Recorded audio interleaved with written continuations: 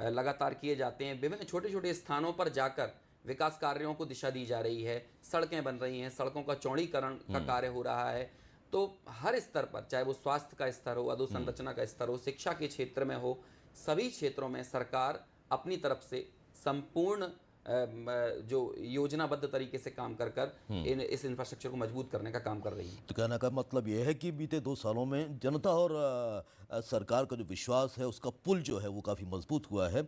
यदि सार की बात करें अंकुर जी, तो कुल मिलाकर ये हमारे कॉन्क्लेव का सार क्या निकल कर सामने आता है? बिल्कुल, इस पूरे कॉन्क्लेव का सार यही है कि मध्य प्रदेश अब केवल योजनाओं की घोषणा तक सीमित नहीं है, बल्कि उनके परिणामों पर केंद्रित राजनीति की ओर बढ़ रहा है। अब सवाल यह नहीं कि क्या घोषित किया गया, बल्कि यह है कि उससे क्या बदला। यह बदलाव प्रदेश की राजनीतिक और प्रशासनिक संस्कृति में एक महत्वपूर्ण मोड़ है। आने वाले समय में यही परिणाम आधारित दृष्टिकोण मध्य प्रदेश की पहचान को और मजबूत करेगा।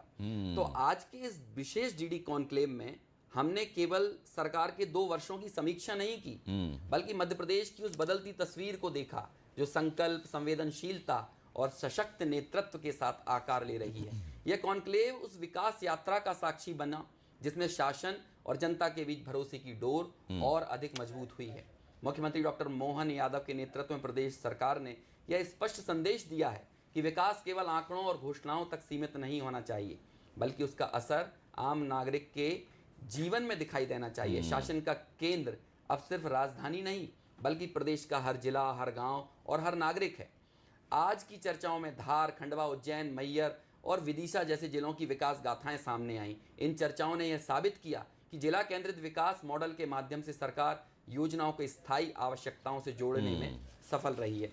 मजबूत प्रशासन, सक्रिय जिला नेतृत्व और राज्य सरकार की स्पष्ट नीतियों ने जमीन पर बदलाव को संभव बनाया है। स्वास्थ्य के क्षेत्र में सुलभ और गुणवत्तापूर्ण सेवाओं का विस्तार हो, सहकारिता के माध्यम से ग्रामीण अर्थव्यवस्था को सशक्त करना हो, या फिर खेल और युवा कल्याण के जरिए नई पीढ़ी को आगे बढ़ने का अवसर देना, सरकार के प्रयासों में एक स्पष्ट दिशा और निरंतरता दिखाई देती है। महिला सशक्तिकरण पर हुई चर्चाओं ने यह भी दिखाया कि प्रदेश की महिलाएं अब केवल योजनाओं की लाभार्थी नहीं, बल्कि आत्मनिर्भर भारत के निर्माण में नेतृत्व की भूमिका निभा रही हैं।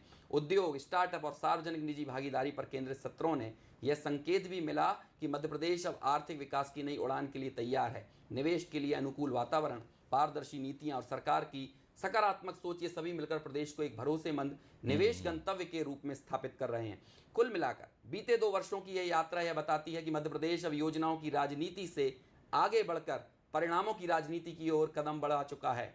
यहाँ नीति है, नियत है और नेतृत्व है, और यही दमदार 2 साल की असली पहचान है। बिल्कुल सही कहा अंकुर जी आपने। इसी विश्वास और इसी उम्मीद के साथ ये पूरा कॉन्क्लेव हमारा आज संपन्न हुआ है। और एक बहुत बड़ी टीम, दर्जनों हमारे सहयोगियों के कारण आज हम लगभग 12 से 14 घंटे के इस कॉन्क्लेव को संपन्न कर पाए हैं। बहुत बहुत धन्यवाद अंकुर जी, आपने बहुत ही